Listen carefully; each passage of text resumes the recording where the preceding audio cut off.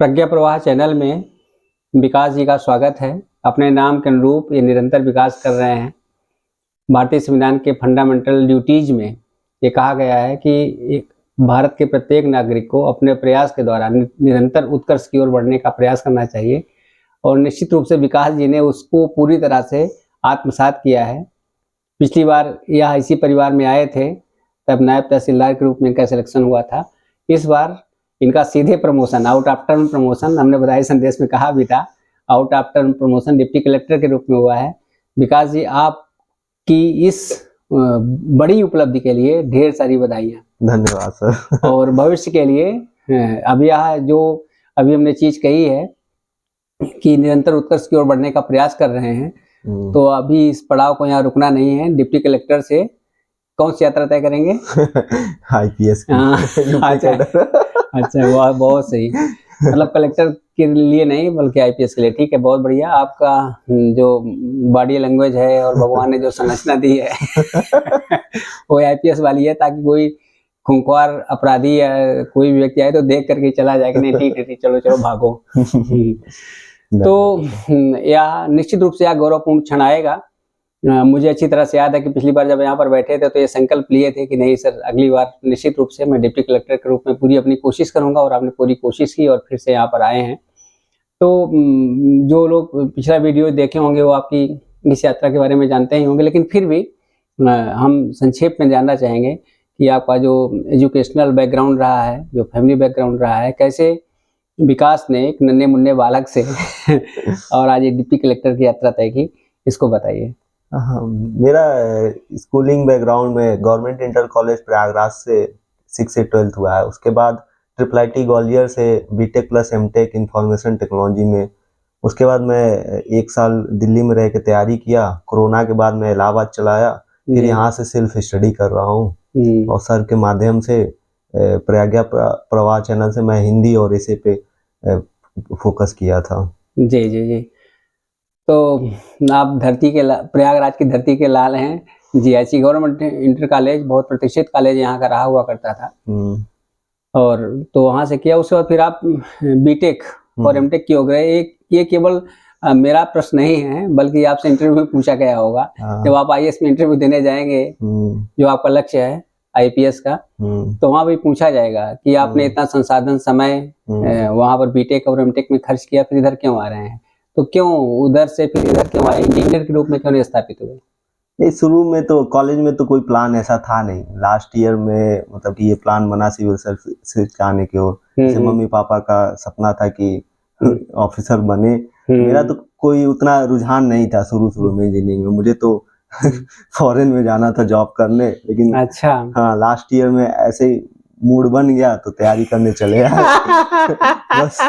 और उसी में जब प्रीलिम्स दिया मैंने पहला, तो अच्छे मार्क्स आ गए।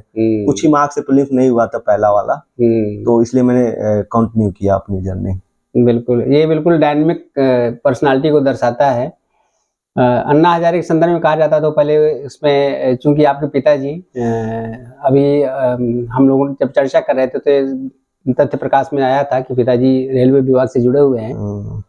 अन्ना हजारे भी रेलवे विभाग में थे, संभवतः ड्राइवर थे, और उन्होंने वहां पर स्टेशन में विवेकानंद की कोई किताब पढ़ी और तुरंत उनके मूड में आ गया कि नहीं, मुझको ये सर्विस छोड़ देनी है। और बाद में देखिए कि वो एक निश्चित रूप से एक ट्रक ड्राइवर के रूप में या वो रेलवे के ड्राइवर के रूप में उनको कितनी क्या मिलता, लेकिन उन्होंने उस इंजन को इतना आगे बढ़ाया कि अपने आप में एक आंदोलन चल गया। और अन्ना हजारे के बारे में आज हम चर्चा कर रहे हैं। तो वस्तुतः जो जड़ है और जो चेतन है उसमें यही फर्क होता है कि डायनेमिकनेस का। जड़ में कभी मूड नहीं होता है कि ये मूड आया चलो ऐसा इस प्रकार से कर लें। तो ये आपकी पर्सनालिटी की जो डायनेमिक्स है, और आपने इसमें साइंस में पढ़ा भी होगा डायनेमिक्स बीटेक में, तो उसको बताता है, उसको आपने अपने अंदर आत्मसात भी किया। तो इस कारण से ये चीजें, मतलब आपका मूड बना और फिर आप इधर आ गए। फिर नहीं, केवल मूड बनना ही नहीं होता है। लोग अभी हम लोग चर्चा कर रहे थे कि कौन कहता है कि सपनों को आने दे हृदय में, देखते हैं सब उन्हें अपनी उम्र अपने समय में। आपने सपने देखा, फिर उसको चरितार्थ करने के लिए क्या किया? बस जाकर कोचिंग स्टार्ट कर दिए दिल्ली में जाकर। फिर उसके बाद कोरोना आ गया तो फिर इलाहाबाद आ गए, फिर यहाँ रहकर सेल्फ स्टडी। अच्छा, सेल्फ स्टडी, ठीक है। तो अब आप प्रारंभिक परीक्षा ये जो आपका उत्तर प्रदेश लोक सेवा आयोग की यात्रा है हाँ। वो किस रूप में है, मतलब ये कौन सा प्रयास था आपका जिसमें आपका डिप्टी कलेक्टर के रूप में हुआ? इसके पहले क्या क्या आपकी उपलब्धि रही है या कहाँ गलती रही? जैसे मैं कोचिंग के बाद 2020 में अपना अटेम्प्ट दिया था तो मेरा जी। प्रीलिम्स नहीं हुआ था, हम्म। तो वहाँ पे मेरी गलतियाँ कुछ थी। जैसे पीसीएस में तो मेन गलती यही थी कि मैं यूपी स्पेशल और करंट पे ध्यान नहीं दिया था, तो मैंने उस पर सुधार किया। और जो यूपी के लिए माना जाता है पूर्वालोकन पढ़नी चाहिए, मैंने उसको भी पढ़ा अगले साल, लूसेंट भी पढ़ा। तो इन सब तैयारियों के बाद से अगले जितने भी 3 अटेम्प्ट थे तीनों में मैं इंटरव्यू कॉल आई मेरी। बिल्कुल, तीनों में इंटरव्यू कॉल आई। और यहाँ इसके पहले आप दूसरे में, मतलब पहले में इंटरव्यू दिए, हाँ। दूसरे में आप तहसीलदार बने और तीसरे में डिप्टी कलेक्टर बन गए। जी, तो बिल्कुल हमसे भी कई तमाम रणनीति के संदर्भ में तमाम यूट्यूबर्स ने पूछा था, तो मैंने जो आप बिल्कुल कह रहे हैं वही चीज मैंने भी कही कि अगर आपको प्रारंभिक परीक्षा पास करनी है तो जो पूर्व ईयर पुराने वर्षों के प्रश्न पत्र हैं, ओल्ड ईयर क्वेश्चन पेपर्स, जिसे आपने अभी घटना चक्र पूर्वालोकन की बात की, उसको देख लीजिए। कोई भी साधारण सी जीएस किताब, अभी आप लूसेंट की चर्चा की तो लोग इतने गंभीर धीर बने रहते हैं, नहीं लूसेंट बहुत सामान्य है, इसको रखने से ही हमारी बेइज्जती हो जाएगी, ये तो सिपाहियों वाली किताब है ना, रेलवे की क्लर्क की किताब है। लेकिन अब इससे आप समझ लेना चाहिए कि बार बार ये चीज कही जाती है कि हम वस्तुतः किसी भी परीक्षा में इसलिए असफल नहीं होते कि हमारे कठिन प्रश्न गलत हो जाते हैं। कठिन प्रश्न तो सभी के लिए कठिन है, हम इसलिए असफल होते हैं कि हमारे जो सरल प्रश्न हैं वो गलत हो जाते हैं, उनको हम ध्यान नहीं देते हैं। तो ये निश्चित रूप से एक अच्छा संदेश जा रहा है। डिप्टी कलेक्टर बोल रहा है कि भैया लूसेंट पढ़ लो, कोई सिपाही नहीं बोल रहा है, ठीक है, लेकिन प्रतियोगिता के क्षेत्र का प्रतिपक्ष सिपाही बोल रहा है। और जो जिसने अपनी यहाँ पर यात्रा तय की इस रूप में, तो फिर से चूंकि हमने ये चीज कही, तो आप क्या क्या जो प्रारंभिक परीक्षा के लिए क्या रणनीति होनी चाहिए कि आपने भी असफलता झेली थी एक बार, उसके बाद आपने उसे सबक सीखा, और सबक सीखने के बाद जो आपने सबक सीखा है वह सबक जो आपके अनुज है, मतलब बंधु और बांधवी हैं, उनको सिखाइए, उनको बताइए क्या करना चाहिए प्रारंभिक परीक्षा के लिए। प्रारंभिक परीक्षा में तो पहला तो जैसे कि बता रहे हैं कि प्रीवियस ईयर क्वेश्चन पे कमांड होनी चाहिए, और जैसे कोई सॉल्व करते हैं पेपर्स तो उसमें अपनी कमियों को खोजना चाहिए। जैसे मेरी 2 कमियां थी जी, जैसे कि करंट अफेयर्स और जनरल साइंस, 2 कमियां थी, तो इस पर मैंने काम किया और नेक्स्ट 3 अटेम्प्ट में इंटरव्यू कॉल लिया। तो यही मैं कहना चाहूंगा। क्या काम किया करंट पे, क्या काम किया? 3-4 मैगजीन मैंने फॉलो किया, जैसे कि आई दृष्टि हो गया, घटनासार हो गया, एडुटेरिया हो गया, और 1-2 कोचिंग मटेरियल जो अवेलेबल होते हैं उन सब का सहायता लिया, तो करंट अच्छा खासा मेरा तैयार हो गया। फिर जनरल साइंस के लिए मैंने पूर्वालोकन का अच्छे से 3-4 बार रिवीजन किया। लूसेंट भी मैंने उसमें जो लास्ट में जनरल साइंस होता है वो भी मैंने फॉलो किया। तो लूसेंट तो मतलब पढ़ना चाहिए, जैसे लोग बोल रहे हैं कि ये छोटे एग्जाम्स का होता है, ऐसी कोई बात नहीं होती है। लूसेंट क्या होता है कि आप जैसे कोई चीज पढ़ लिए हैं, स्टैंडर्ड बुक्स पढ़ लिए हैं, तो एक समरी टाइप का होता है ये लूसेंट। और मैंने तो लूसेंट को कई भागों में डिवाइड कर लिया था, जैसे कि एंशिएंट हिस्ट्री और मिडिवल हिस्ट्री एक साथ, मॉडर्न एक साथ, फिर पॉलिटी को भी फाड़ के अलग कर लिया था, और साइंस वाला भी मैंने, तो एकदम वो किताब मेरा 5-6 भागों में डिवाइडेड थी। तो जैसे कहीं होता था, पढ़ने बैठता था तो एक पार्ट लेता था, उसे मैं रिवाइज करता रहता था, चबा जाता था पढ़े हुए थे। अब ये सोचिए कि ये साइंस का महारथी बोल रहा है, जो बीटेक किया हो, एमटेक किया है, वो भी लूसेंट से साइंस पढ़ता था। और ये जो भी व्यूअर्स हैं उन्होंने मेरा इंटरव्यू तमाम, जैसे पीसीएस फॉर यू में मैंने इंटरव्यू दिया था और तमाम यूट्यूब चैनल्स में दिया, वहाँ यही चीज मैंने बताई हुई थी कि किस प्रकार से लूसेंट की उपयोगिता है। तो आप समझ सकते हो कि जो इसकी महत्ता है, एक रहीमदास का दोहा है वो यहाँ पर प्रासंगिक हो रहा है कि ये बात सही है कि आप केवल लूसेंट पर निर्भर मत रहिए। सही बात। जो आवश्यक किताबें हैं, एनसीईआरटी पढ़ लीजिए, लक्ष्मीकांत पढ़ लीजिए, सुभाष कश्यप पढ़ लीजिए, या स्पेक्ट्रम पढ़ लीजिए, बिपिन चंद्रा पढ़ लीजिए, सारी की सारी किताब आप पढ़ सकते हो। लेकिन इसी के साथ में ये नहीं है कि हमको उसको फेंक देना है, लूसेंट को फेंक देना, उसको देखना ही नहीं है, हे दृष्टि देखना है। रहीमदास ने कहा था कि रहीमन देख बड़ेन को, लघु न दीजिए डार, जहां काम आवे सुई कहाँ करे तरवार। सही बात है। ठीक है, तो आपको परीक्षा के धागे को अगर सिलना है, बुनना है, बांधना है, ताना बाना उसका बुनना है, तो सुई जरूरी है। और वह सुई जो ताना बाना बुनती है वह लूसेंट है। तो और उसके बाद फिर दूसरी चीज जो करंट अफेयर्स है, करंट अफेयर्स को भी ठीक से देखना चाहिए। और चूंकि अभी जब आपका साक्षात्कार लिया जा रहा है इसके लगभग 1.5 महीने बाद ना प्रीलिम्स है, तो निश्चित रूप से यह साक्षात्कार उन सब के लिए बहुत उपयोगी होगा, मार्गदर्शक होगा, क्रांतिकारी होगा वो। और एक प्रकार से जो भ्रांतिकारी स्थितियां बनी हुई हैं कि हम ये ले लें, वो ले लें, ऐसा कर लें, वैसा कर लें, तो उन सबसे दूर रहेंगे और बिल्कुल फोकस्ड रहेंगे 3 चीजों पर। ठीक है, तो ये तो हो गई प्रारंभिक परीक्षा की यात्रा। उसके बाद जो दूसरी यात्रा रही मुख्य परीक्षा की, उसके लिए क्या रणनीति होनी चाहिए, क्या करना चाहिए।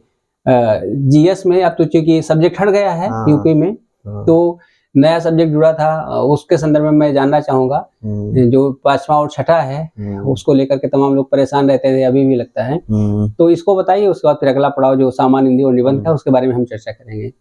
तो जीएस के लिए क्या करना चाहिए मुख्य परीक्षा के लिए? मुख्य परीक्षा के लिए तो सबसे पहला ये होना चाहिए कि आपको पास्ट ईयर्स क्वेश्चन जितने आए होते हैं उनको देख लेना चाहिए, सिलेबस वाइज उसकी मैपिंग कर लेना चाहिए कि किस सिलेबस से कितने क्वेश्चन बन रहे हैं, कैसे क्वेश्चन बन रहे हैं। जनरली यूपी में स्ट्रेट फॉरवर्ड क्वेश्चन आते हैं, जैसे कि ई गवर्नेंस का क्या रोल है एडमिनिस्ट्रेशन में, उसके एग्जांपल्स बता सकते हैं। तो ये सब चीजें रहती हैं। तो इस पे आपका हर टॉपिक पे एक नोट्स बना होना चाहिए प्रॉपर 1-2 पन्ने का, और उसमें जनरली यही होता है कि आप उसकी बैकग्राउंड बता सकते हैं जो टॉपिक दिया हुआ है, और फिर कुछ करंट अफेयर से लिंकेज कर सकते हैं, स्कीम वगैरह डाल सकते हैं। तो इन सब के चलते हुए जैसे कि 5वां 6वां पेपर इस साल ऐड हुआ था, तो मैं उस पर कहना चाहूंगा कि मैं पिछली बार ही मतलब तैयारी स्टार्ट कर दिया था, प्रीलिम से पहले ही दिसंबर जनवरी में, क्योंकि उस समय मेरा सिलेक्शन नहीं हुआ था। नायब तहसीलदार अप्रैल में हुआ था सिलेक्शन, तो उससे पहले इंटरव्यू में फेल हो चुका था और अंदेशा लग गया था कि सब्जेक्ट हटने वाला है, तो मैंने तैयारी उसी समय कर लिया था। उस समय तो बुक कोई आई भी नहीं थी, और मुझे सिलेबस जैसे ही आया तो कम से कम नहीं तो 100 क्वेश्चन का मैंने नोट्स बना लिया था 5वां और 6वां पेपर का, इंटरनेट के माध्यम से। जीएस वर्ल्ड की बुक आई हुई थी, तो इन दोनों से। और फिर जब मेरा प्रीलिम्स जब हो गया उसके बाद में मेक आईएएस में 26 टेस्ट सीरीज थी यूपी स्पेशल की, तो मैंने प्रीलिम्स देने के 4-5 दिन बाद से ही टेस्ट देना स्टार्ट कर दिया था। और जीएस वर्ल्ड में मुझे याद है कि 21 मई को ऑलमोस्ट 7 दिन बाद पेपर था, और मैं उसमें देने गया था। पढ़ा कुछ नहीं था लेकिन गया था, और लकली उसमें अच्छे मार्क्स ले आए थे। तो उसके बाद ये सब तैयारियां थी कि मैं पहले महीने में ही अपना यूपी स्पेशल खत्म कर चुका था, और इसका ही फायदा हुआ कि मैं ट्रेनिंग में जुलाई में चला गया, और फिर भी मेरी कमांड बनी रही, और जीएस 1, 2, 3, 4 तो ऑलरेडी मैं मेंस दे चुका था, तो तैयार था। तो 5वां 6वां के लिए मेक आईएएस की 26 टेस्ट सीरीज थी, उससे मेरा हो गया था। अच्छा, ठीक है, तो ये हो गया इसका जीएस का। अब सामान्य हिंदी और निबंध, ये मुहावरा चल पड़ा है उत्तर प्रदेश लोक सेवा आयोग के संदर्भ में कि जो है जीएस आपको सिलेक्शन दिलाता है, और अगर आपको रैंक प्राप्त करनी है तो आपको सामान्य हिंदी और निबंध स्ट्रांग होना चाहिए। इसके संदर्भ में आपकी क्या रणनीति रही? हिंदी तो मैं 21 के बाद से ही सर से जुड़ गया था। 21 का जब मैंने मेंस लिखा था तो उसके बाद मुझे लगा था कि मेरा हिंदी ऐसे सही नहीं है, और उसमें नंबर भी कम आते थे, तो मैं सर से जुड़ गया था 21 के मेंस के बाद से ही। तब से लगातार सर के संपर्क में रहा था। तो यहाँ पे सर का कोटेशन तो ऐसे में बहुत जबरदस्त है, वो स्टार्ट करने के लिए, एंड करने के लिए। और हिंदी में तो सर तो बहुत ज्यादा इसमें तो महारथी है हिंदी के लिए। इनका हर एक चीज संस्कृत से ही मतलब कि डिराइव होता है, जो भी चीज होती है। जैसे कभी कभी बहुत गलतियां होती हैं बुक्स में, जैसे कि आदित्य पब्लिकेशन हो गया, हरदेव बारी हो गया, तो सर कई बार करेक्शन भी करते रहते थे बीच में, कहीं पे भी हुआ तो। और इनका यहाँ जो चैनल था व्हाट्सएप पे, उस पे प्रज्ञा प्रवाह चैनल, हाँ, प्रज्ञा प्रवाह चैनल, उस पे भी आता रहता था कि क्या क्या चीजें आ रही हैं, कैसे लेटर फॉर्मेटिंग करना है, और व्याख्या कैसे लिखनी है। व्याख्या में भी कई चीजें होती हैं, हम लोग डायरेक्ट व्याख्या लिख देते हैं, उसमें क्या क्या और एक्स्ट्रा ऐड कर सकते हैं, संक्षेपण कितना होना चाहिए, कैसे होना चाहिए, और विलोम विलोम तो ये तो रटने वाली चीज होती है, उसमें भी सर बताते थे कि क्या इम्पोर्टेंट है।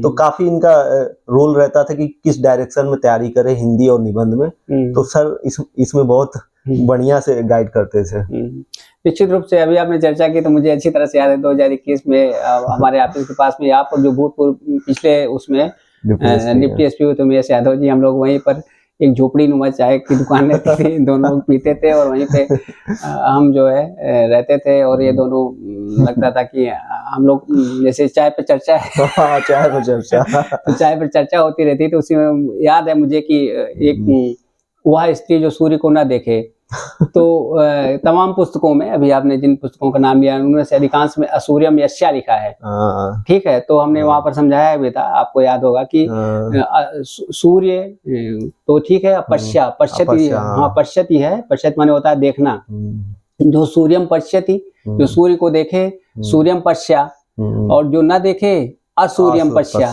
तो इस प्रकार से ये उसके लिए था, मतलब इसके ये तब बहुत प्रतिष्ठापरक माना जाता था कि पर्दे में रहती हैं तो सूर्य को भी नहीं देख पाती हैं, सूर्य भी उसको नहीं देख पाता, इतनी पर्दा नसीन स्त्रियां हैं, तो सम्मान की बात मानी जाती थी, ठीक है।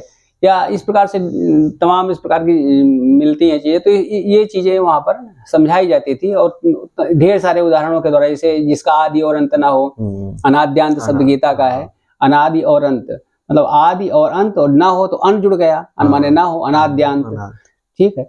तो इस प्रकार से चीजें रहती थी। वह जो बिना सोचे समझे दान कर दे, इस प्रकार से आया था। तो भगवान शंकर के लिए मतलब ढेर सारी चौपाइयां हैं। आशुतोष तुम औढ़र दानी, आरती हरो दिन दिन दानी। तो भगवान शंकर जैसा औढ़र दानी कौन मिलेगा?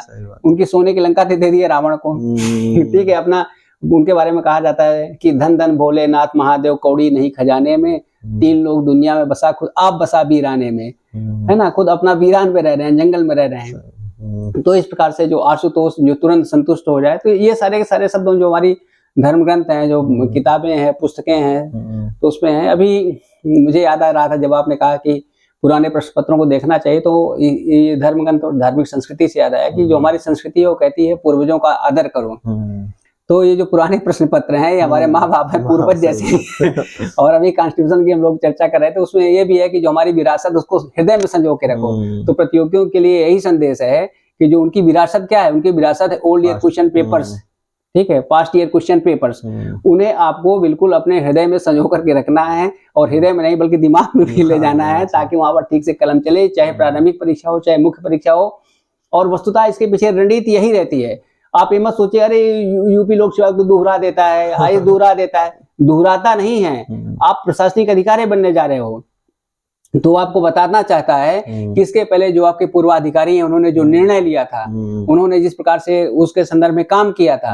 आप 4th पेपर में देखेंगे कि अगर कहीं ऐसी समस्या आ जाए तो सबसे पहले हमको क्या देखना है? संवैधानिक व्यवस्था देखनी है, नियम देखना है, रूल एंड रेगुलेशंस देखने हैं। फिर भी चीजें नहीं समझ में आती है तो जो हमारे पूर्वाधिकारी रहे हैं, उन्होंने क्या निर्णय इस पर लिया है ना। जैसे उच्चतम न्यायालय को क्या कहा जाता है? अभिलेख न्यायालय कहा जाता है। तो उसी प्रकार से रिकॉर्ड ना कोर्ट, तो यहाँ पर भी आपको क्या करना है? ये सब रिकॉर्ड अभिलेख न्यायालय है आपके लिए। आप इनको अवहेलना करोगे तो क्या होगा? कंटेम्प्ट ऑफ कोर्ट हो जाएगा। तो कंटेम्प्ट ऑफ कोर्ट क्या है? Contempt of fail, contempt of क्या कहेंगे? सक्सेस ना। सक्सेस की मतलब सफलता की अवमानना हो जाएगी और सफलता आपसे दूर होती चली जाएगी। तो चाहे पारिवारिक जीवन में हो, चाहे सामाजिक जीवन में हो, चाहे विद्यार्थी के जीवन में हो, आपको जो आपके पूर्ववर्ती हैं ना, पारिवारिक जीवन में मातृदेवो भव पितृदेवो भव, माता पिता सबसे बड़े देवता होते हैं, उनसे बड़ा जीवित देवता संसार में कोई नहीं है। और ये तब हमको समझ में आएगा जब हम एक तो जब माँ बाप खुद बनते हैं, और उसके बाद जब माँ बाप से हम दूर हो जाते हैं, तब उनकी महत्ता समझ में आती है कि अरे बाप रे बाप, हमने तो सीधे सीधे हमारे पास जो भगवान था उसको हमने खो दिया है, वो हमसे दूर चला गया है। तो ठीक इसी प्रकार से स्टूडेंट लाइफ में भी, कॉम्पिटिटिव लाइफ में भी आप वहां के अरे बाप रे बाप, ये क्वेश्चन तो मैंने देखा ही नहीं था, ये पहले आया था।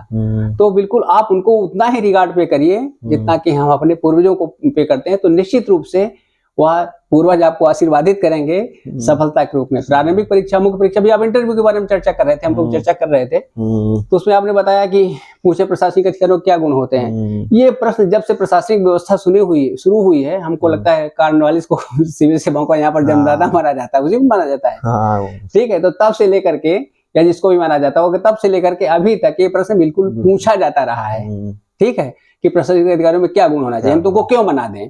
सही बात है, ठीक है। तो ये बिल्कुल प्रश्न है, लगातार चला आ रहा है, हमेशा चलता ही रहेगा। लेकिन हमको क्या करना है? इन प्रश्न पर मनन करना है ना। जो कहा जाता है कि winners don't do different thing, they do it differently ना। जो विनर्स होते हैं, जो विजेता होते हैं, वो किसी काम कोई भिन्न काम नहीं करते हैं। वो भी डीएम की कुर्सी में बैठेंगे, एसडीएम की कुर्सी में बैठेंगे, ऐसा नहीं है कि वो कुर्सी पलट के बैठ जाएंगे, लेकिन वो चीजों को डिफरेंटली करते हैं। हाँ, जैसे आप कई बार देखे होंगे, कोई एक वृद्धा थी ना, विकलांग व्यक्ति है, वो नहीं पहुंच रहा है वहां पर, वो रैंप नहीं बने हैं, तो डीएम साहब क्या किए, खुद उठ कर चले गए उसके पास। तो क्या है, वहां पर डीएम जो है वो देवता के रूप में स्थापित हो गए। हम लोग भी तहसील दिवस में कोई वृद्धा आती है जी, उनके लिए कुर्सी अलग से व्यवस्था करके रखते हैं कि कोई वृद्धा आई तहसील दिवस में, हम लोग बैठे हुए चेयर पे, तो बैठ के अपनी बातें हम लोग को समस्याएं बता सके। तो ये चीज भी एडमिनिस्ट्रेशन में धीरे धीरे मतलब हाँ बिल्कुल, तो ये चीज की संवेदनशीलता की क्या है, पराकाष्ठा है वहां पर, निश्चित रूप से जो अभी पूर्वज के आदर की बात कही और कभी कभी होता है कि कुछ चीजें होती हैं, जैसे कि कंबल वितरण अभी ठंडी में हो रहा था, तो उसमें पहले कंबल दे दिया जाता है, उसके बाद उनसे आईडी ओडी बाद में लिया जाता है कि जो जरूरत है तुरंत नीडी को मिलना चाहिए। तो ये तुरंत बिल्कुल, ये मुन्ना भाई एमबीबीएस वाली कहानी है कि अगर खून है, कोई मर रहा है तो उसका नाम हम बाद में लिखाओ, पहले क्या करो, पहले उसको खून दो, दवा दो, जिससे उसका बहुत तो अच्छा। ये 10 दिन की सर्विस में थोड़ा बहुत एक्सपीरियंस रहा है। एक्सपीरियंस, और एक्सपीरियंस की बात ही नहीं है, ये चीज आपके दिल को छुई है, मतलब ढेर सारे उदाहरण नहीं होंगे, लेकिन आपने इसी को क्यों रखा, क्योंकि इसको आपने आत्मसात किया और इसको आप इम्प्लीमेंट भी करना चाहेंगे भविष्य में, और अच्छा इम्प्लीमेंट करेंगे ही। बिल्कुल ठीक है, तो ये इसके संदर्भ में लोग चर्चा कर रहे थे, मुख्य परीक्षा के संदर्भ में। ठीक है, उसके बाद एक फोर्थ पेपर भी काफी माना जाता है कि यहाँ पर मतलब 3 चीजें ऐसी होती हैं, जैसे निबंध होता है, मतलब निबंध, और जो फोर्थ पेपर होता है, ये माना जाता है कि आपके व्यक्तित्व का दर्पण होता है, मिरर ऑफ योर पर्सनालिटी। और समय तो फैक्ट्स होते हैं, 1857 स्वतंत्रता संग्राम आया तो आप वही लिखोगे जो उसके तथ्य हैं, लेकिन फोर्थ पेपर में आप अपने पर्सनालिटी को, जो भी आपकी सोच के डायमेंशंस हैं, उनको आप वहां पर दिशा दे सकते हो, उद्धृत कर सकते हो। इसी प्रकार से निबंध भी होता है, वो भी बिल्कुल जो है आईने की तरह आपके व्यक्तित्व को दिखा देता है कि आप वहां पर किस प्रकार से हो। तो इसके लिए क्या करना चाहिए, फोर्थ पेपर के लिए क्या रणनीति होनी चाहिए? फोर्थ पेपर तो बहुत, जैसा सर बता रहे हैं कि बहुत डायनेमिक होता है, उस पे ब्रॉड थिंकिंग होना चाहिए। जैसे कोई भी क्वेश्चन आता है तो आप डायरेक्टली, उसमें क्वेश्चन आता है तो उसी को सिर्फ आंसर नहीं करना होता है, उससे रिलेटेड भी आसपास अपने एक्सपीरियंसेज या किसी और के एक्सपीरियंसेज भी उसमें लिख सकते हैं। तो जैसे निबंध में सर के कोटेशंस काफी आते हैं, तो उसको भी आप GS4 में ऐड कर सकते हैं, उससे वैल्यू एडिशन होता है। आपके जो आंसर होंगे वो दूसरे से डिफरेंट होंगे और थोड़े अच्छे भी दिखेंगे, तो उससे मार्क्स भी इम्प्रूव होता है। तो जैसे कोई भी क्वेश्चन आया तो उसमें personal level, societal level, family level, international level, national level, इन सब पे भी आप ब्रॉड कैटेगराइजेशन कर सकते हैं।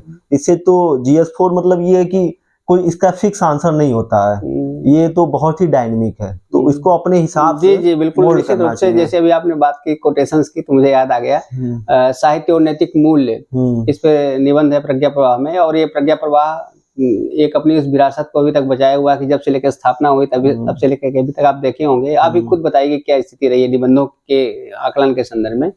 अभी हम उस पर चर्चा करेंगे। हम ये बताना चाह रहे हैं कि उसमें जो है साइंस, साहित्य और नैतिक मूल्य में एक हमारी संस्कृति और सभ्यता का बहुत बड़ा वाक्य है, उसमें है आत्मना प्रतिकूलानि परेशान न समाचरेत।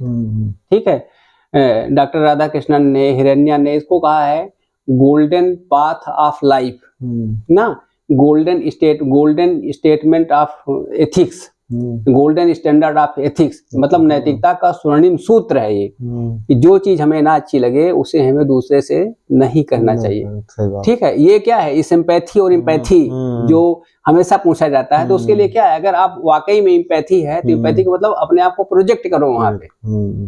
ठीक है, तो इस प्रकार के ढेर सारे वहां पर स्टेटमेंट्स ऐसे पड़े हैं। जैसे समानुभूति की बात आती है, बहुत ऐसे वाक्य, जैसे हमने सत्य की बात की ना, इंटीग्रिटी की बात आती है, तो क्या है, सत्यमेव जयते का जहाँ का राष्ट्रीय वाक्य है, और वहां का जो प्रशासनिक अधिकारी है अगर केवल इस वाक्य को फॉलो कर ले तो अपने आप में इंटीग्रिटी आ जाएगी। डॉक्टर कृष्णाकांत पाठक IAS के टॉपर रहे हैं और वो बड़ा नाम है प्रशासनिक सेवा में, तो वो इस पर जब चर्चा हो रही थी कि प्रशासनिक अधिकारियों क्या, उनका इंटरव्यू था, तो उन्होंने केवल एक शब्द बोला, इंटीग्रिटी, बिल्कुल, और सेंसिटिविटी। तो इससे क्या है या इनोवेशन भी उसको साथ में बोले, तो इंटीग्रिटी में सारी चीजें आ जाती है। मतलब सत्य, वहां अगर आप सत्य रहोगे, सत्यनिष्ठ रहोगे तो न्यायप्रिय रहोगे, न्यायप्रिय रहोगे तो अपने कर्तव्यों के प्रति क्या रहोगे, ईमानदार रहोगे, ईमानदार रहोगे ढंग से अपनी भूमिकाओं का निर्वहन करोगे, और उसी के साथ में एक इनोवेशन जुड़ जाए कि नहीं हमें केवल चीजों को देखना है, चीजों को समझ से। आपने अभी बात की वृद्धा आ गई, पहले चीजें चलती रहती थी, मुझे लगा कि नहीं अगर वृद्धा खड़ी नहीं हो सकती तो हमको उसके लिए क्या चाहिए, कुर्सी तो चाहिए ही। और एक बुढ़ापे में और बच्चों को दोनों को संबल की आवश्यकता होती है, तो उसको भी एक संबल चाहिए। ये क्या है, इनोवेशन है। तो इस प्रकार की ढेर सारी चीजें जो यहाँ पर इस प्रकार से चीजें घटित हो रही हैं। जैसे जनधन योजना ही थी, एक चीज सोच ली गई कि नहीं सभी का खाता खुलना चाहिए, उसे एक छोटी सी चीज ने कितना पूरा रूपांतरण कर दिया अर्थव्यवस्था का। आधार कार्ड आ गया टी.एन. शेषन साहब का, डिजिटलाइज, मतलब उस समय केवल मतदाताओं के संदर्भ में आया था, आज हर संदर्भ में मतलब वेरीफाइड चीजें हो गई हैं ना। तो ये क्या है, ये इनोवेशन है। मतलब आप में सत्यनिष्ठा रहे और इनोवेशन रहे तो अपने आप चीजें आसान होती चली जाती हैं। तो आपने जैसे ही सत्यमेव जयते कोट कर दिया वहां पर, वैसे ही आपका जो उत्तर है उसको एक दिशा मिल गई ना। तो ये चीजें हैं। अब उसके बाद हम ये चर्चा करना चाह रहे थे कि प्रज्ञा प्रवाह चैनल के जो जैसे इस बार जो एसेज आए थे, कुछ याद है आपको? हाँ, जैसे G20 आया हुआ था, चंद्रयान मिशन आया हुआ था जी, और कृषि पे भी जो आते हैं, तो सर ऑलरेडी डिस्कस कर चुके थे ग्रुप पे, तो उससे रिलेटेड मतलब हर साल रिपीटेड ही होते हैं। और सर पहले ही प्रिडिक्ट कर देते हैं कि ये क्वेश्चन आने वाले हैं, ये इतने हॉट टॉपिक्स हैं। तो उसके माध्यम से हम जो पहले एग्जाम में जाते हैं तो पहले से ही पता रहता है कि ये सब चीजें आने वाली हैं, तो अच्छे से लिख सकते हैं, तो उससे मार्क्स जंप कर जाते हैं। जैसे आप 70-80 के रेंज में आ रहे हो तो 90-100 के रेंज में आएंगे, तो ये सब चीजें रहती हैं। और उसमें जो प्रारंभ होता है वो बिल्कुल दिशा को बदल देता है। जैसे G20 था तो हमने जैसे चर्चा कर ली कि वहां पर उदार चरिता नाम वसुदेव कुटुंबकम उसका था ही, लेकिन उसी के साथ में ये चर्चा हो गई कि इसका क्या वो जो कई बार हमारे तमाम इस बार जो सफल लोग हुए हैं बता भी चुके हैं कि जो हमने मतलब यूट्यूब में देखा जा सकता है, जो हमने वहां पर लिखा था कि G20 की अध्यक्षता के निहितार्थ, वहां तो ढेर सारी चीजें हो सकती, लेकिन निहितार्थ शब्द ही आया, तो निहितार्थ शब्द की पूरी व्याख्या की गई थी। उसमें मैंने वहां पर ये चीज रखी थी कि किस प्रकार से तमाम ढेर सारी चीजें हैं उसमें कि महात्मा गांधी की समाधि है, उसे सारे राष्ट्राध्यक्ष लेटे हुए हैं, झुके, मतलब सारे महात्मा गांधी लेटे हैं, सारे राष्ट्राध्यक्ष झुके हुए हैं। तो ये इसका इंपॉर्टेंस है, जो भारत की वैल्यूज है उसका ये इंपॉर्टेंस है। उसके बाद फिर ये था कि सारे जहां सच्चा हिंदुस्तान हमारा, तो ये चीज क्या है, ये निहितार्थ है जो ये भाव वहां पर लेकर के जा रहे हैं। इसी प्रकार से वसुधैव कुटुंबकम की बात थी, फैमिली वन वर्ल्ड। हाँ, तो ये माता भूमि पुत्रो अहम पृथिव्याः, तो ये ऐसे कोटेशंस है जो पूरी की पूरी दिशा, एक छोटा सा वाक्य जैसे वो छोटा सा अणुबम पूरा चीजों को तहस नहस कर सकता है, उसी प्रकार से छोटा सा वाक्य जो है परीक्षक के मन में भूचाल उत्पन्न कर सकता है और उन नंबरों के रूप में परिणित हो सकता है। तो ये चीजें रहती है, ये प्रयास रहता है। अब तीसरा जो पड़ाव है वह है साक्षात्कार का। ठीक है, आपने पिछली बार भी साक्षात्कार दिया था और अच्छा नंबर आपने प्राप्त किया था, 66 नंबर अभी आपने बताया वो मिला था। तो निश्चित रूप से इस बार आपकी 66 की यात्रा आगे बढ़ी होगी, तभी यहाँ पर पदासीन है। तो क्या अनुभव रहा, कुछ मनोरंजक पिछली बार के प्रश्न या इस बार के प्रश्न जहाँ आपको लगा कि आप फंसे हैं या आपने परीक्षा को अपनी तरफ मोड़ लिया है? इस बार का तो जो इंटरव्यू था सर A.K. वर्मा सर के बोर्ड में था, काफी सिचुएशनल बेस्ड क्वेश्चन थे, मतलब कोई स्टैटिक क्वेश्चन नहीं था, जो एक एडमिनिस्ट्रेशन में जो चीजें काम आती है उससे रिलेटेड थी। जैसे एग्जांपल के तौर पे उन्होंने पूछा कि एक सिविल सर्विसेज में क्या क्या गुण होने चाहिए, तो नोलन कमेटी की जो होती है वो सब मैंने बताया, तो उसमें एक लीडरशिप में भूल गया था। तो सर पूछते हैं कि लीडरशिप नहीं होना चाहिए, तो मैंने कहा सर होना चाहिए, लेकिन मैंने पहले भी सर से बोल दिया कि इंटीग्रिटी, ऑनेस्टी, तो उन्होंने कहा हाँ इतना तो ठीक है, 5 आप ऑलरेडी बता चुके हैं। उसके बाद उन्होंने पूछा कि जैसे आपका कोई आम पब्लिक आती है, आपको थप्पड़ मार देती है, तो आप क्या रिएक्शन होगा, और फिर कोई आपका जूनियर अगर मार दिया तो क्या रिएक्शन। तो दोनों में मेरा थोड़ा सा डिफरेंट था। तो उन्होंने एक जगह टोका कि आपने बोला कि जूनियर जब मारेगा तो आप उस पर कार्रवाई करेंगे, क्या उससे नहीं पूछेंगे कि आपका मतलब कि क्या किस वजह से मारे हैं। तो फिर मैंने वहां रिप्लाई किया, नहीं सर वो पूछ लेंगे, वो कमेटी गठित होगी, उसमें सर ये सब जवाब होंगे। तो बड़ा, और मेरे इंटरव्यू में तो चेयरमैन सर भी आए हुए थे, संजय सिन्हा सर, वो भी पीछे बैठे हुए थे। अच्छा, तो हाँ वो भी बैठे थे, तो वो भी मुस्कुराते हुए बोल रहे थे कि आराम से दो, कोई उसमें हड़बड़ाहट नहीं है। और पहले घूमने से पहले वो विश भी किए थे ऑल द अरे बेस्ट, वाह। क्योंकि मैं जैसे आया तो वो भी जी। आ रहे थे, तो काफी कॉर्डियल माहौल था। जाते ही उन्होंने पहले कहा कि आराम से बैठो, तो काफी चला। और फिर उन्होंने मॉब पे भी क्वेश्चन किया कि जैसे अभी कुंभ मेला चल रहा है, माघ मेला चल रहा है, तो वैसे ही उन्होंने बोला कि कोई मेला चल रहा है, भीड़ अचानक से इकट्ठा हो गई है और आपको पता है कि ज्यादा भीड़ आएगी तो भगदड़ हो सकता है, तो आप कैसे मैनेज करेंगे। तो मैंने इसमें बताया था कि जैसे कि जीपीएस जैसे काम करता है कि जब हम ट्रैफिक पे होते हैं तो रेड सिग्नल बताने लगता है, तो टेक्नोलॉजी आजकल बढ़ रही है तो उसका यूज करेंगे, जियो फेंसिंग कर देंगे चारों तरफ से, तो जहां भीड़ बढ़ने वाली वहां रोक लेंगे, डाइवर्ट कर देंगे। तो इन सब क्वेश्चन पे वो काफी खुश नजर आ रहे थे कि टेक्नोलॉजी का यूज लड़का कर रहा है, तो काफी अच्छी चीज है कि लोग जनरली फिजिकल बैरियर्स होते हैं उस पर ध्यान देते हैं, टेक्नोलॉजी पे नहीं करते हैं। फिर उन्होंने मुझसे पूछा भी था कि आपका इंटरेस्ट एरिया क्या है, तो मैंने इंफॉर्मेशन टेक्नोलॉजी बताया हुआ था, तो इस पे भी उन्होंने पूछा कि एडमिनिस्ट्रेशन में कैसे यूज कर पाएंगे। तो यही होता है कि जैसे कि आजकल तो काफी चीजें एग्री स्टैक टाइप का चल रहा है तहसीलों में, खेतों की जो जियो टैगिंग हो रही है, तो काफी वृक्षारोपण होता है, हम लोग करवाते हैं तो उसमें जियो टैगिंग के द्वारा उसका वेरिफिकेशन होता तो है। ये सब चीजें थी, तो काफी मेरा यही था, सिचुएशनल क्वेश्चन थे। फिर लास्ट में करंट अफेयर्स कोई उन्होंने पूछ लिया कि 5 बता दीजिए, और उसके बाद मतलब कि वो बोल दिए कि आप बढ़िया है, आप जा सकते हैं। तो काफी अच्छा मतलब एक्सपीरियंस रहा इंटरव्यू का। बिल्कुल सही है। एक आध जो जैसे आपसे पूछा गया कि नहीं आपका अपना थप्पड़ मारेगा, तो उसमें आप क्यों कार्रवाई की जांच करोगे, इसी संदर्भ में कहानी कही जाती है कि लोहे के ऊपर जब हथौड़े का वार किया जाता है तो बहुत तेज आवाज आती है। उससे पूछते भाई इतना तेज आवाज क्यों कर रहे हो, ऐसे तुम्हारे ऊपर ढेर सारे प्रहार होते रहते, इतनी आवाज नहीं आती। तो कहता है ये अपनों की चोट है और हमसे बर्दाश्त नहीं होती है, इसलिए इतनी तेज आवाज निकलती है। तो कोई बाहरी व्यक्ति है, उसकी अपनी, आपने जैसा कि बताया था कि उसकी अपनी समस्या हो सकती है, इतना आक्रोशित हो सकता है। हमने इस पे भी चर्चा की थी कि सर थप्पड़ पड़ने से पहले उसका हाथ हम रोक सकते हैं कि थप्पड़ ना पड़े, ये भी इसका दूसरा उत्तर हो सकता है। इतना हमको अलर्ट रहना चाहिए, क्योंकि वो थप्पड़ हो सकता है कि रिवाल्वर हो, कुछ और हो, तो निश्चित रूप से जो सुरक्षा है और हमें सतर्कता, चौकन्नापन, ये प्रशासन की बहुत बड़ी विशेषता होती है।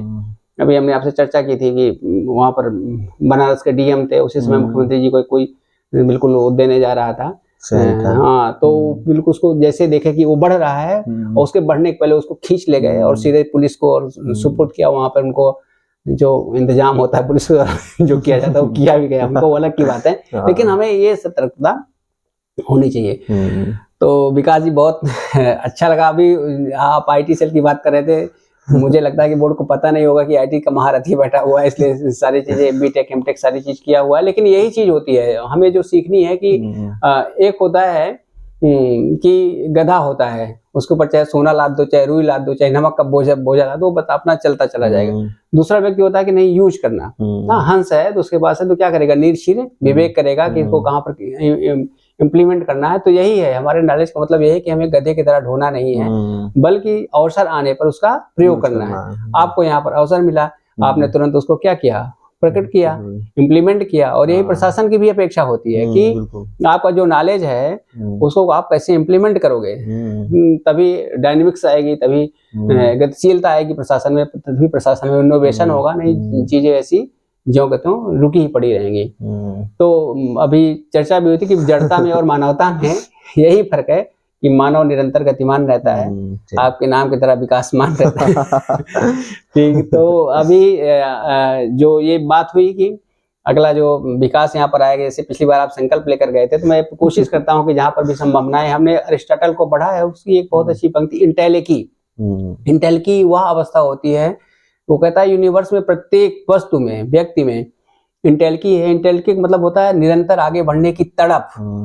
ठीक है, तो आप बाहर से भले मुस्कुराते रहते हैं, लेकिन अंदर आपके अंदर वो तड़प रहती है। भी आपने ये चीज कही भी कि ठीक है बाहर मस्त मौला दिखाओ, लेकिन अंदर जो है एक आग जो है वो तड़प वो लगी रहनी चाहिए। अभी ये भी चीज प्रकाश में है कि नहीं, बहुत ऐसा परिवार नहीं था कि बिल्कुल IAS PCS वाला परिवार था। पिताजी आपके स्टेशन मास्टर के पद पे रहे हैं, इस समय हैं, और मतलब आप ही अपने घर के इस दिशा में आगे बढ़ने वाले व्यक्ति रहे हैं। और जो परिवेश रहा है वो प्रशासनिक क्षेत्र में नहीं रहा, तो ये आपका खुद के द्वारा बनाया हुआ मुकाम है, खुद के द्वारा गढ़ा गया मुकाम है। हालांकि इसमें ढेर सारे सभी का योगदान किसी न किसी रूप में रहा है। तो वो जो इंटेलेकी है, मतलब ये जैसे अभी उसमें हम लोगों ने 25 जनवरी को प्रतिज्ञा करवाई थी निर्वाचन के संदर्भ में निर्वाचन ना, वो विधि दिवस के रूप में, संविधान दिवस के रूप में। तो उसी प्रकार से यहाँ पर भी प्रज्ञा प्रवाह की प्रतिज्ञा है कि अगली बार मैं जब आऊँगा तो यहाँ पर आईपीएस के रूप में बैठ करके जो आपकी अपेक्षा है, हालांकि मेरा कहना तो यही है कि आप आईएएस बनो, लेकिन आप आईपीएस बनना चाहते हो तो अच्छी बात है।